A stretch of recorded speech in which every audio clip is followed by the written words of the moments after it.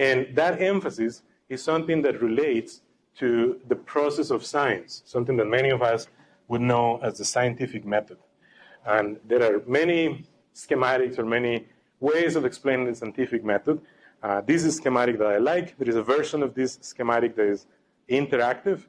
I think you can see the reference here in the lower left, something that says understandingscience.org. If you visit that website, you will find an interactive version of this where you can click on every part of here. The main parts of the process of science, which is something that describes how science works. The main parts, on the top, we have exploration and discovery. On the lower right, we have community analysis and feedback. Lower left, we have benefits and outcomes. And right in the middle, the center of all, we have testing ideas. And so I think I like this representation or this schematic because this describes certain parts or certain components, but it also describes it in a way that is interconnected, and it's cyclic in nature. So you get involved in the middle, testing ideas. It's kind of divided in two sections: collecting observations or measurements, gathering data, and then interpreting those observations. And then there's an interplay in between. And so once you visit testing ideas, you kind of could communicate to community analysis or move on from them to benefits and outcomes and go back to exploration and discovery, and you could keep circling or cycling in. Well, there are representations of the so-called mathematical modeling that are very much analogous to that representation of the process of science. In fact, there is a strong analogy between such processes. And it's in fact because I think if I were going to use one word, modeling is approximation. It's when we are using mathematics to describe a process, we're approximating a process. So this is one description of mathematical modeling, and I'll give you a phrase, a sentence that describes what modeling is. But just using this schematic, we can see that on the top we have observations or measurements. Here we go through this diagram. It's like a flow chart going through the right side part. There is a part about properties and mechanisms. And then immediately after that, there is the part of model, which involves using equations. So knowing the properties and mechanisms or formulating and then formalizing them, I think this flow on the right side is something that you could call mathemization. The aim goal is there is some type of process that we try to approximate and describe with statistics or mathematics, but you kind of want to break up the process into factors or pertinent parts of the process, and those are the so-called properties. Then you use the mathematics to mimic or simulate or approximate this process. And then there are other parts here about being a little more formal. There may be uncertainty or randomness that needs to be. There could be randomness in the process of collecting the observations, or randomness that needs to be directly addressed as part of the inherent, one of the key features of the process may be to be random in nature. These mathematics or statistics that are formulated, they may undergo some formal analysis.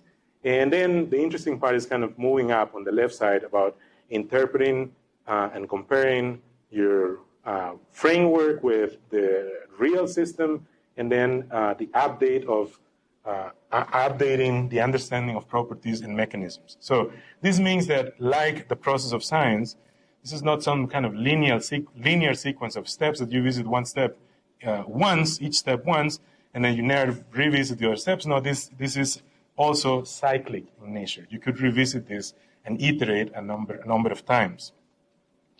So if I were going to tell you in one sentence what mathematical modeling is, this is the sentence, and I didn't write it. I copied this sentence from a document, from a report that I call the GAIME report. Maybe some people call it GAME. It's the Guidelines for Assessment and Instruction in Mathematical Modeling Education. This document was co-authored by the Consortium for Mathematics and its Applications and by the Society for Industrial and Applied Mathematics. So mathematical modeling is a process that uses mathematics to represent, analyze, make predictions, or otherwise provide insight into real-world phenomena. So this is, again, that idea of approximating something in the real world with some type of equation, basically.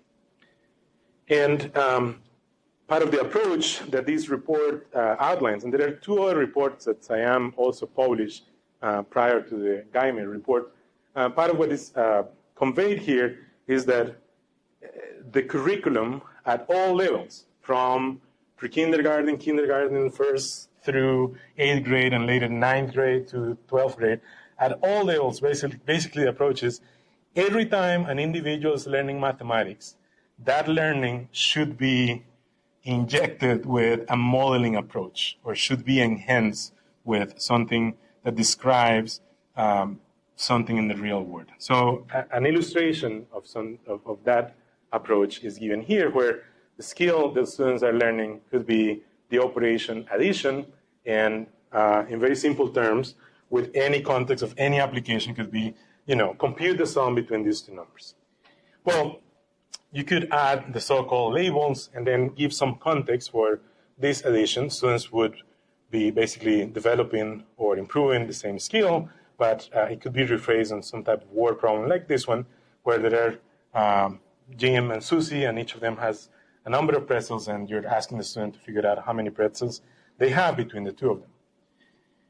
This type of thing could be reformulated using the modeling approach in the following terms. You could propose a scenario in which the student takes more of an active role. The student is given a task or a chore. They're helping pack a picnic for their family, and there's a number of things they need to do in order to provide that assistance. They need to determine how many pretzels need to be packed. And then there is a number of questions here the student has to consider. How many people are in their family, and how many people will be attending, how many pretzels each person is likely to eat, dietary restrictions, and total number of food. So this type of approach is requiring the student to be more involved with things that are more tangible.